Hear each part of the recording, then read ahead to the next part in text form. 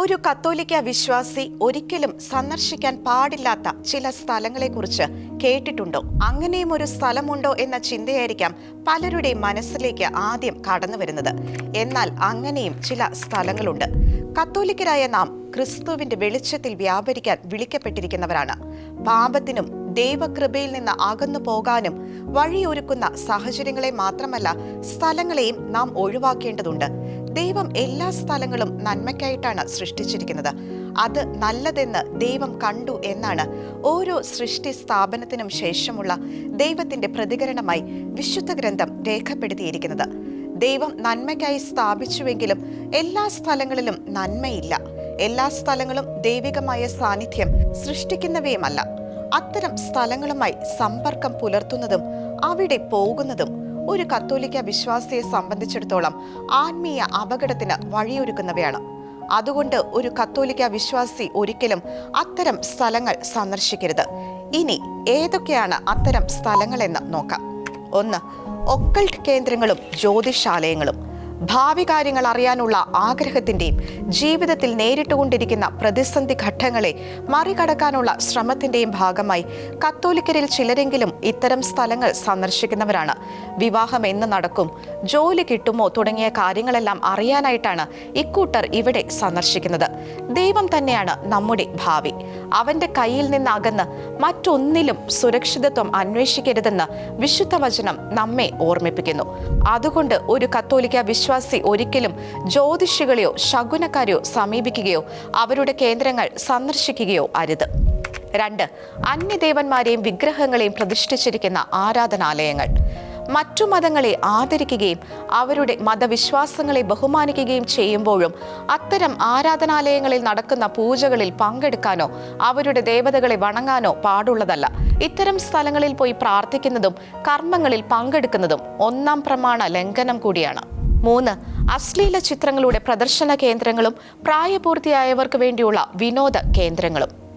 മനുഷ്യ മഹത്വത്തെ അനാദരിക്കുന്നവയും മനുഷ്യരിലെ ലൈംഗിക ആസക്തിയെ ദോഷകരമായി ഉണർത്തുന്നവയുമാണ് ഇത്തരം സ്ഥലങ്ങൾ. പ്രസ്തുത സ്ഥലങ്ങൾ സന്ദർശിക്കുന്നത് പാപവാസനകളെ ഉണർത്തുകയും നമ്മെ പാപത്തിന് അടിമകളാക്കുകയും ചെയ്യുന്നു.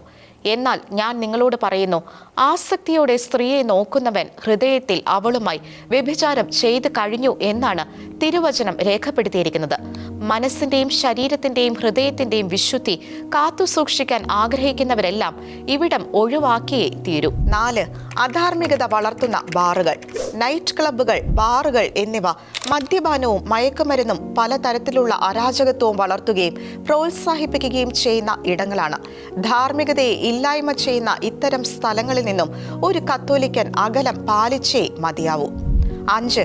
സാത്താനെ ആരാധിക്കുന്ന സ്ഥലങ്ങൾ. സാത്താനെ ആരാധിക്കുന്ന സ്ഥലങ്ങളിൽ പോകുന്നതും ബ്ലാക്ക് മാസിൽ പങ്കെടുക്കുന്നതും സാത്താനുമായുള്ള കളിയാണ്. ആത്മാവിനെ സാത്താന് കൈമാറുന്നവരാണ് ഇക്കൂട്ടർ. അതുകൊണ്ട് സാത്താനെ ആരാധിക്കുന്നുവെന്ന് മനസ്സിലാക്കുന്ന സ്ഥലങ്ങളിൽ പോകാതിരിക്കുക. 6. അബോർഷൻ ക്ലിനിക്കുകൾ. കൊല്ലരുത് എന്ന ദൈവപ്രമാണത്തെ പരസ്യമായി വെല്ലുവിളിക്കുകയും ലംഘിക്കുകയും ചെയ്യുന്ന സ്ഥലങ്ങളാണ് അബോർഷൻ ക്ലിനിക്കുകൾ.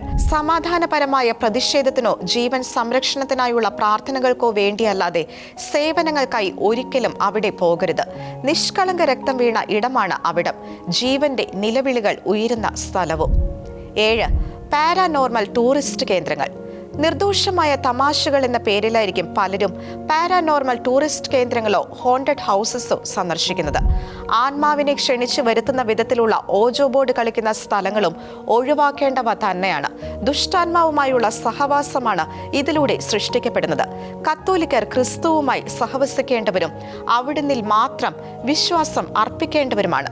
ചുരുക്കത്തിൽ, നമ്മുടെ ശരീരങ്ങൾ ദൈവത്തിന്റെ ആലയങ്ങളാണ്. ശരീരത്തെ വിലയുള്ളതാക്കുന്നത് ആത്മാവിന്റെ സാന്നിധ്യമാണ്. അതുകൊണ്ട് ആത്മാവിനെ നിഹനിക്കുന്നതും ശരീരത്തെ മലിനപ്പെടുത്തുന്നതുമായ ഒരു സ്ഥലവും നാം സന്ദർശിക്കരുത്. ദൈവിക ചിന്ത ഉണർത്തുന്നതും ദൈവത്തിന് പ്രീതികരവുമായ സ്ഥലങ്ങളായിരിക്കണം നാം സന്ദർശിക്കേണ്ടത്. ദേവാലയങ്ങൾ, തീർത്ഥാടന കേന്ദ്രങ്ങൾ, ധ്യാന കേന്ദ്രങ്ങൾ എന്നിവിടങ്ങളിലേക്കായിരിക്കണം ജീവിതത്തിലെ ദുരിത നിവാരണത്തിനും പ്രശ്ന പരിഹാരത്തിനും ആത്മാവിന്റെ സന്തോഷത്തിനുമായി നാം പോകേണ്ടത്. ആത്മാവിനെ സംരക്ഷിക്കുന്നതും ആത്മാവിനെ സന്തോഷിപ്പിക്കുന്നതുമായ ഇടങ്ങളായിരിക്കട്ടെ കത്തോലിക്കരുടെ പ്രിയപ്പെട്ട സ്ഥലങ്ങൾ. ഭൂമിയിലുള്ള വസ്തുക്കളിലല്ല പ്രത്യുത ഉന്നതങ്ങളിലുള്ളവയിൽ ശ്രദ്ധിക്കുവിൻ എന്ന തിരുവചനം നമുക്ക് മറക്കാതിരിക്കാം.